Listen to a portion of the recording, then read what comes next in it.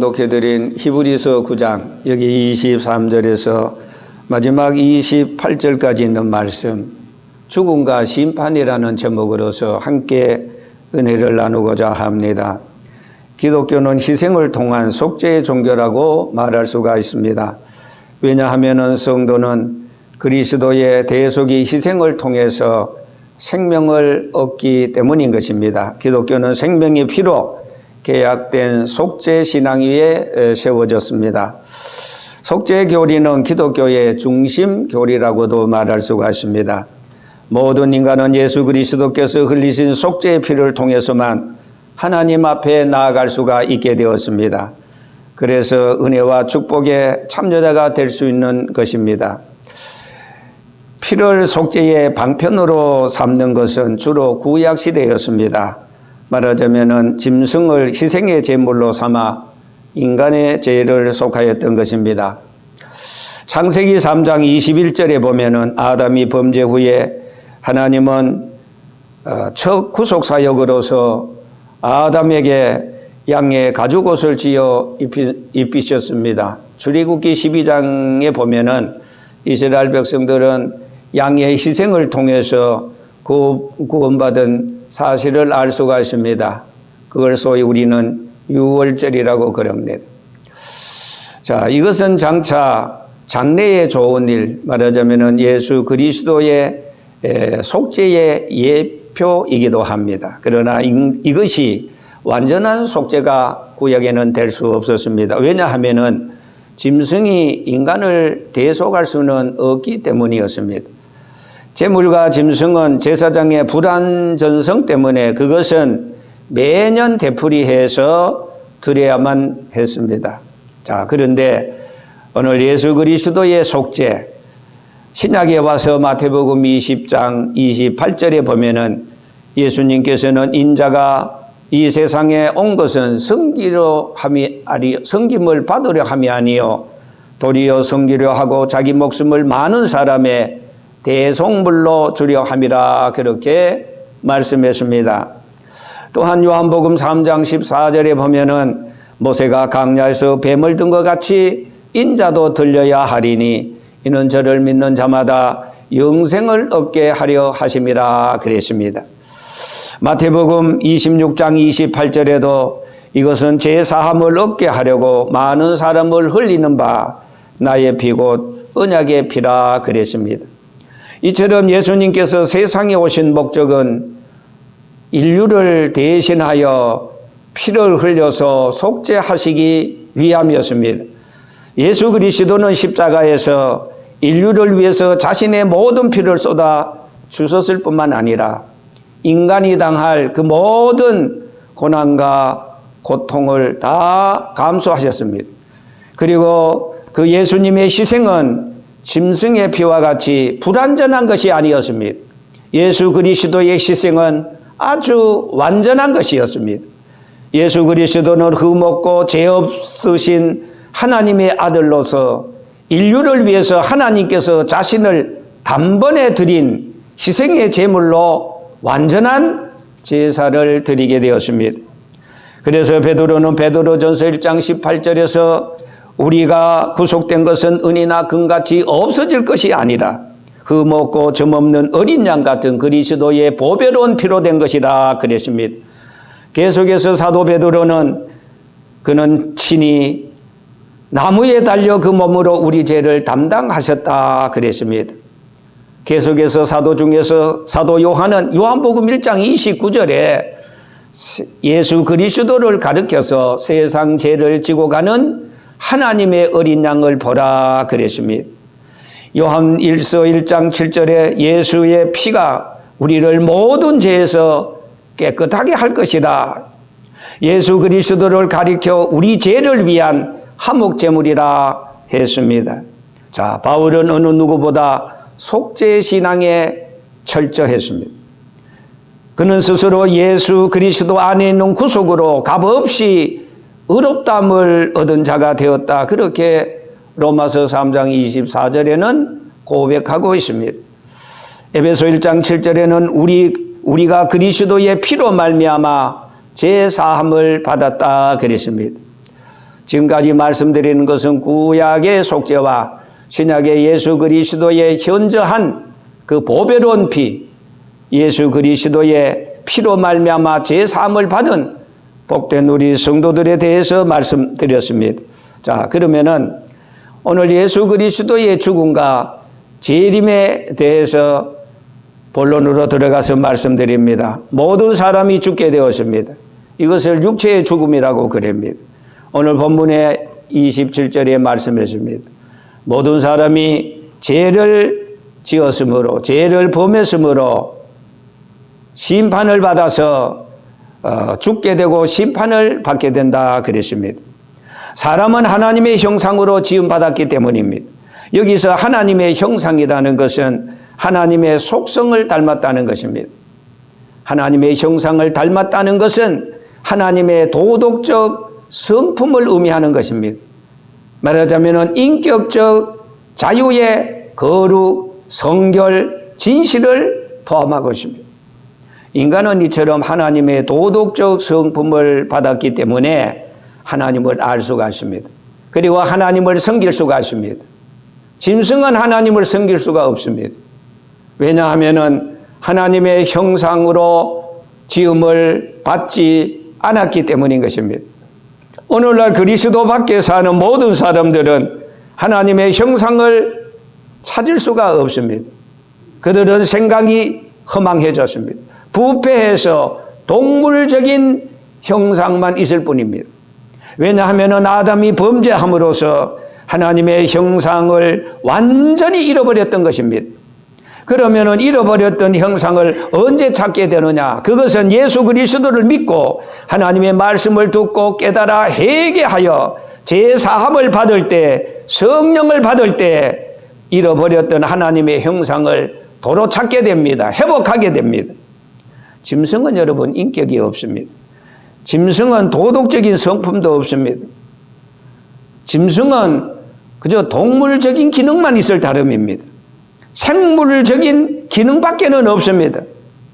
그래서 동물은 윤리도 도덕도 없습니다. 하나님의 형상이 그에게 없기 때문입니다. 물론 동물은, 짐승은 영혼이 없습니다. 그래서 죽어서 심판을 받지도 않습니다. 책임질 일이 없습니다. 하나님이 천지와 만물을 창조하시고 바다의 고기와 공중의 새와 육지의 그 짐승과 가축을 창조하신 것은 전부 다 저들 자신을 위한 것이 아니었습니다. 하나님의 형상으로 지음받은 오늘 우리 인간들을 위해서, 사람들을 위해서 만드셨습니다. 하나님께서는 사람을 흙으로 만드시고 코에 생기를 불어넣어 생명이 되게 하신지라. 그래서 사람은 육체의 사람과 영혼의 사람으로 되어져 있습니다. 건강한 생태계 환경을 위해서 짐승은 사람의 먹거리로 몸의 보신을 위해서 하나님께서 우리 인간을 위해서 창조한 것밖에 아무것도 없습니다. 그래서 하나님께서는 세상의 모든 것을 정복하고 다스리고 그리고 육식으로 고기를 먹으라 이렇게 주셨습니다. 그래서 짐승은 죽으면 소멸입니다. 짐승은 죽으면 끝입니다. 짐승은 죽으면 책임질 일이 없습니다. 그러나 사람은 죽으면 그게 아닙니다. 반드시 책임을 져야 합니다. 사람에게는 영혼이 있습니다. 영혼은 없어지지 아니합니다. 그래서 영혼 불멸이라는 말이 바로 그겁니다. 사람의 영혼은 없어지거나 소멸되지 않습니다. 사람은 살았을 때 그의 행위에 따라 상을 받든지 심판을 받든지 저주를 받든지 둘 중에 하나밖에 없습니다. 요한복음 5장 28절에 보면은 이를 놀랍게 여기지 말라. 무덤 속에 있는 자가 다 그의 음성을 들을 때가 오나니 선한 일을 행한 자는 생명의 부활로 악한 일을 행한 자는 심판의 부활로 나오리라 그랬습니다. 요한복음 5장 28절에도 영적인 부활을 말씀하시면서 예수를 믿고 말씀을 들을 때 영적인 사람, 즉 영혼이 깨어납니다. 영혼이 살아납니다. 이것을 영적인 부활이라 그럽니다. 그리고 요한복음 5장 28절은 육체적인 부활, 즉 말하자면 육체가 영체로 다시 살아납니다. 무덤 속에 있던 자가 죽어서 육체가 재림하시는 예수님의 음성을 듣고 육체가 다시 살아납니다. 이것을 부활이라 그럽니다. 이것은 육체 부활입니다. 예수님이 죽으셨다가 3일 만에 부활하시는 바로 그 부활의 모습으로 우리도 다시 부활체로 살아나는 것입니다. 마치 썩을 것 같은 씨가 싹이 나서 봄이 되어서 그래서 자라서 많은 열매를 맺는 것과 같습니다. 사도 바울은 고린도전서 15장 16절에 이렇게 말합니다. 만일 죽은 자가 다시 살아나는 일이 없으면은 그리스도도 다시 살아나신 일이 없었을 것이요. 그러나 그리스도께서 다시 살아나신 일이 없으면은 너희의 믿음도 헛되고 너희가 여전히 죄 가운데 있었을 것이다.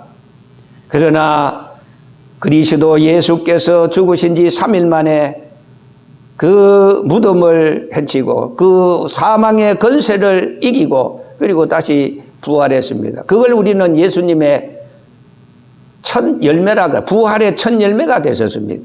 그런 거로 예수 그리스도의 부활이 바로 오늘 예수 그리스도의 보혈의 피로서 제3을 받는 오늘 우리 성도들에게 두 번째 부활, 예수님이 이미 부활하셨습니다. 우리가 어떻게 부활하는가? 예수님이 죽으셨다가 3일 만에 부활하신 것처럼 부활합니다. 다시 살아난다 그 말입니다. 그래서 데살로니가 전서 4장 16절에 보면은 천사장의 나팔로 주님이 이 세상 끝날에 다시 재림하십니다. 그때 그리스도 안에서 잠자는 자, 이것은 성도들의 죽음을 말합니다. 물론 그 무덤에 지금 다 썩어서 없어졌습니다. 그러나 예수님이 재림하실 때 그 성도들은 그 육체가 다시 부활합니다. 다시 살아납니다. 그리고 우리 성도들의 그 영혼은 낙원에 가 있는데 낙원에 가 있는 영혼과 그리고 무덤에 있는 그 육체가 부활해서 다시 만납니다. 그래서 부활체로 다시 말해서 공중에서 주를 영접하게 됩니다. 그리고 우리 살아있는 사람들은, 살아있는 성도들은 예수님 재림하실 때 우리의 육체가 무덤 속에 들어가지 않고 호련히 육체가 영체로 바뀌어집니다. 부활체로 바뀌어집니다. 그래서 우리가 두 번째로 다시 주님을 영접하게 됩니다. 주님을 맞이하게 됩니다. 이것은 부활의 놀라운 비밀입니다. 마치 봄에 씨를 뿌려서 파종해서 싹이 나는 것처럼 질적인 변화, 우리의 육체는 썩을 수밖에 없습니다. 우리의 육체로 있을 때는 시간과 공간을 초월하지 못합니다. 그러나 이 육체가 영체로 부활체로 바뀌게 되면은 시간과 공간을 초월합니다. 저 영원한 천국에서 마음대로 갈 수 있고 만날 수 있고 그렇게 자유자재로 이 모든 것을 초월해서 마치 부활하신 예수님이 갈릴리에 나타나시고 엠마오로 가는 두 제자에게 나타나시고 여기저기 제자들이 두려워서 안으로 문을 잠그고 있었을 때 예수님이 샬롬 하면서 나타나서 너희들에게 평강이 있을지어다. 예수님께서는 바로 부활하시는 몸으로 여기저기 자유자재로 마음대로 나타나셨습니다. 세상에 40일 동안 계시면서 예수님께서는 제자들에게 내가 하늘과 땅의 모든 것을 내게 주셨으니 그러므로 너희는 가서 모든 족속으로 제자를 삼아 아버지와 아들과 성령의 이름으로 세례를 주라. 볼지어다 내가 세상 끝날까지 항상 너희와 함께 하시겠다고 말씀하시고, 그리고 사도행전 1장 11절에 있는 말씀을 보면은 40일이 찬 후에 갈릴리 500여 성도가 지켜보는 가운데 예수님께서는 감람놀이라는 산에서 하늘로 승천하게 되었습니다. 하늘로 올라가시게 되었습니다. 올라가시면서 하시는 말씀이 너희들이 나를 지금 묵구름이 쳐다보느냐? 그러나 너희들이 보는 이 모습으로 나는 세상 끝날에 다시 이 세상에 오시겠다 그러십니다. 그 오시는 것이 바로 예수님의 재림인 것입니다. 예수님의 재림에 대해서 성경은 신구약 5212번이나 기록했습니다. 신약 성경만 해도 318번 바울의 시야 다시 온다 다시 온다. 예수님께서는 그렇게 약속해 주었습니다. 여러분, 이것이 오늘 우리 예수 믿는 성도들의 최대의 희망이요 소망이 아닐 수가 없는 것입니다. 여러분, 우리가 살다가 죽으면 없어지는 게 아닙니다. 끝나는 것이 아닙니다. 다시 우리 성도들의 죽음은 저 영원한 천국에 가기 위한 가정입니다. 하나의 질적인 변화를 받기 위한 가정인 것입니다. 그런 거로 육신적으로는 죽음이 이 세상에 친한 부모, 형제, 친구들 이별하니까 슬퍼 보이지만은 그러나 그거 슬픔은 잠깐이요. 우리가 다시 저 영원한 천국에서 영원한 생명을 받아서 부활체로 살기 위한 가정이라고 생각할 때 죽음은 오히려 우리에게 최대의 소망이요 희망이 아닐 수가 없습니다. 왜 그렇습니까? 이 세상에 육체로 살면은 생로병사가 있습니다. 고통이 있습니다. 병드는 것이 있습니다. 그러나 천국에는 슬픈 것이나 아픈 것이나 그런 것이 다 지나갔습니다. 이 세상에는 고작 해야 100년입니다. 저의 작은 어머니가 금년에 100세가 되었습니다. 지금으로 말하면은 장수해서. 그런데 앞으로 몇 년 더 사실지는 모르지만은 그러나 인간은 어차피 100세를 전후해서 한 번 이 세상에 와서 살다가 죽습니다. 불신자들은 그거는 끝입니다. 그러나 끝이 아닌 것은 그들은 죽은 후에 뭐가 있어요? 심판이 있습니다. 심판이라는 것은 영원히 그 예수 믿지 않는 사람의 육체도 무덤에서 다시 부활합니다. 왜 부활합니까? 심판받기 위한 부활입니다. 그 영혼은 지금 음부에 가 있습니다. 음부에 가 있는 영혼과 그리고 무덤에 있는 육체가 부활해서 다시 만나서 그리고 영원한 저주, 영원한 불구덩이 속에서 영원한 고통을 받는 것이 바로 불신자들, 이단들, 이 지옥 가는 사람들인 것입니다. 그런 거로 그들은 이 세상의 짧은 인생에 호의호식하고 부귀영화 누리고 성공이라고 나댈지는 모르지만은 눈 깜짝할 사이입니다. 잠시 잠깐입니다. 오늘 우리 그리스도 안에서 잠자는 성도, 이것은 바로 성도의 죽음을 가리켜서 소멸이 아니고 잠자는 것입니다. 잠자는 사람은 깨우면 다시 일어납니다. 그러나 죽은 사람은 아무리 흔들어도 일어나지 못합니다. 오늘 우리 성경의 성도들의 죽음을 잠자는 것이라 그랬어요. 예수 그리스도가 다시 오실 때 우리 성도들이 깨어 일어난다 그 말입니다. 그런데 불신자들도 다시 일어나요. 그것은 저주받기 위한 불신입니다. 영혼만 지옥에 가서 고통당하면 그 고통이 그냥 절반도 안 됩니다. 그러나 그 육체가 부활체로 영체로 바뀌어져서 그리고 영혼과 만나서 지옥 가니까 얼마나 고통스러워요. 사방에서 불이 쏟아요. 얼마나 하루, 이틀, 한 달, 두 달, 1년 같으면은 그러나 성경에 보면은 영원입니다. 왜냐하면 지옥에는 시간 세계가 아닙니다. 천국도 시간 세계가 아닙니다. 우리가 이 세상에 있을 때는 정말로 잠깐 지나가지만은 예수 그리스도를 구주로 영접하고 오늘 우리가 예수 그리스도의 그 피로 속죄함을 받고 제사함을 받고 하나님의 자녀가 됐다면은 세상에 천억만금을 가진 사람과 비교할 수 없습니다. 부러워할 필요도 없습니다. 그리스도 안에서 잠자는 자는 정말로 복된 성도의 죽음인 것입니다. 성도가 죽는 것은 소멸된 것이 아닙니다. 부활을 기다립니다. 그러나 반대로 불신자, 우상숭배, 이단자들은 음부에 내려가서 음부는 지옥 갈 대기소입니다. 지옥 가기 위한 대기소입니다.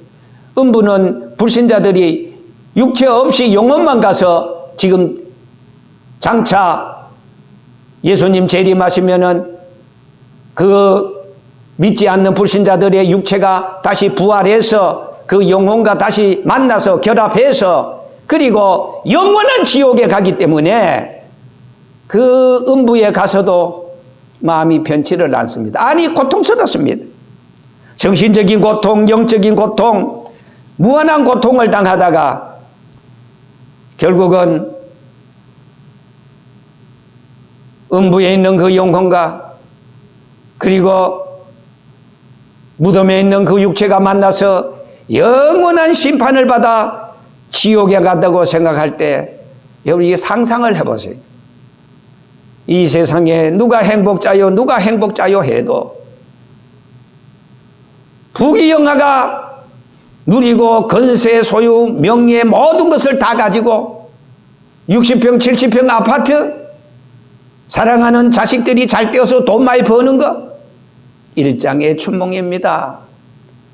가장 행복한 사람은 아까 우리 불렀던 찬송가 가사처럼 내 영혼이 은총 입어 중환제찜 벗고보니 슬픔 많은 이 세상도 천국으로 하하도다. 어차피 인생은 죽어요. 심판을 받아요. 믿는 자는 그리스도 안에서 새 몸을 입고 부활해서 영원한 천국에 들어가는데 그러나 그렇지 않는 불신자들은 영원한 지옥으로 간다고 생각할 때 누가 행복자요 누가 복 있는 사람이고 하니까 예수 믿는 저와 여러분들만큼 행복자요 복 있는 사람이 없습니다. 그러나 보이는 것은 잠깐이요 보이지 않는 것은 영원하는데 보이는 것은 오늘 이 물리적인 세상 오늘 우리가 이 하루 24시간 이 역사의 시간 속에 보이는 것은 잠깐입니다. 100년 아닙니다.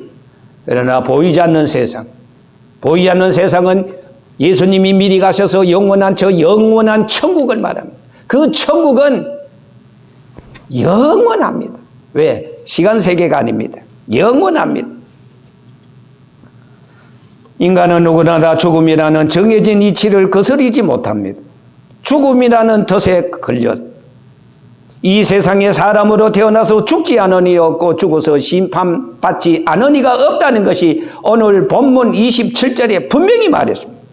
창세기 10장 19절에 너가 흙으로 돌아갈 때까지 얼굴에 땀을 흘려야 먹을 것을 먹으리니 너가 그것에서 취함을 얻음이라. 그것 흙에서 취함을 얻음이라. 너는 흙이니 흙으로 돌아갈지라. 우리 인간의 육체는 흙으로 됐습니다. 그래서 이 육체를 분석해 보니까 28가지 원소로 되어 있는데 놀라운 사실은 흙의 원소를 분석해 보니까 사람의 인체의 그 원소와 똑같습니다. 28가지로 되어 있습니다. 인간은 흙에서 왔다가 흙에서 살다가 흙으로 돌아갑니다. 그러나 우리 성도들은 흙으로 돌아가나 그 흙에서 우리의 육체가 변화를 받아요. 물을 냉동실에 놓으면 얼음이 됩니다. 얼음을 다시 솥에 넣어서 끓이면 물이 수증기가 됩니다. 물은 하나이지만은 H2O. 그러나 물이 얼음이 되고 수증기가 됩니다. 이걸 질적인 변화라 그럽니다. 사람이 살면서 피할 수 있는 것이 있고 피할 수 없는 것이 있습니다. 마주치기 싫은 사람, 가고 싶지 않는 곳, 하기 싫은 일 안 하면 됩니다. 안 가면 됩니다. 안 보면 됩니다. 그러나요, 인생은 죽음을 피할 수가 없습니다. 죽음을 피한다고 피해지는 것이 아닙니다. 죽음이 따라옵니다. 피할 수 없는 것은 어떻게 해야 되겠습니까? 잘 대비해야 됩니다. 준비해야 됩니다. 그래서 오늘 본문 다시 27절 한 번 죽는 것을 사람에게 정하신 것이요 그 후에는 심판이 있으리니 하였습니다. 전도서 3장 2절에는 사람은 누구나 다 죽을 때가 있다고 하였고 욥기서 34장 15절에는 모든 혈기 있는 자가 일체로 망하고 사람도 진토 흙으로 돌아가리라 그랬습니다. 이 지구상에는 지금 1초당 2명씩 죽는다고 합니다. 제가 지금 설교하는 이 순간에도 지금 2명씩 1초에 2명씩 죽습니다. 1년에는 6,220만 명이 죽는다고 합니다. 거의 우리나라 인구 그보다도 더 많이 죽습니다. 죽는 시간이 따로 있는 것이 아니라 무시로 죽습니다. 길 가다가 죽고, 교통사고 만나서 죽고, 천재지변으로 죽고, 배가 침몰해서 죽고, 쓰나미로 죽고, 다리가 무너져서 죽고, 비행기가 추락해서 죽고, 어떤 사람은 심부름 가다가 차에 깔려서 죽고, 어떤 사람은 노환으로 죽습니다. 죽으면 이유가 없습니다. 그런데도 사람들은 죽음을 잊고 삽니다. 사람이 죽습니다. 내가 사람입니다. 그런 거로 나도 죽습니다. 왜 이걸 잊고 삽니까? 죽음 준비를 해야지요. 성도들의 죽음은 천국으로 가기 위한 과정이기 때문에 결코 슬퍼할 일이 아닙니다. 계시록 14장 13절에 또 내가 들으니 하늘에서 음성이 나서 이르되 기록하라. 지금 자금 이후로 주 안에서 죽은 자들은 복되도다. 주 안에서 죽은 자들, 성도의 죽음을 막 복되도다. 왜 그렇습니까? 성령이 이르시되 그러하다 그들이 수고를 그치고 쉬리니 이제 우리는 쉬게 됩니다. 저 영원한 천국에서 이제 안식을 누리게 됩니다. 이는 그들이 행한 일이 따름이라. 준비한 성도들, 믿음 생활로 준비한 성도들. 오늘 우리가 죽음을 말하는 것은 두려워함이 아니요, 영원한 평안, 안식, 영생, 천국, 소망을 위함인 것입니다. 제가 오늘 말씀하는 이 설교의 요지도 죽음이라는 것이 두려워서 제가 지금 말하는 게 아닙니다. 죽음은 영원히 영생하기 위한 과정이다. 어떤 사람 성도의 겨울이 되어 낙엽이 떨어지는 것은 정한 이치입니다. 자연의 약속입니다. 봄을 기다리는 소망이 있습니다. 누가복음 12장 16절에서 19절까지 보면은 부자는 소출이 많았습니다. 그래서 창고를 지었습니다. 자기 스스로 자신에게 말하기를 예 영혼아 이제는 먹고 마시고 즐거워하자, 놀고 먹자 그랬습니다. 그 부자는 하나님 앞에 감사하지 않았습니다. 아무리 씨앗이 좋고 아무리 뭐 해도 비를 하나님이 주지 않으면은 농사를 잘 지을 수가 없습니다.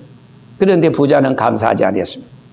하나님은 부자에게 이렇게 말씀하셨습니다. 오늘 밤에 내 영혼을 도로 찾으리니 그러면 내 입이 한 것이 누구의 것이 되겠느냐. 세상 만사 살피니 참헛되구나.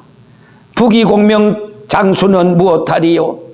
고대강실 높은 집 문전옥답도 우리 한번 죽으면은 일장의 춘몽입니다. 땀 흘리고 애를 써서 모아놓은 재물 안고 갑니까? 지고 갑니까? 헛수고입니다. 빈손 들고 왔으니 공소래 공수거. 또한 인생은 그같이 빈손 들고 갈 것이 명백합니다. 자, 그러면 우리의 희망이 무엇입니까? 잠깐 지나가는 이 뜬 세상 부귀영화 거기에 매여서 하나님을 잃어버리고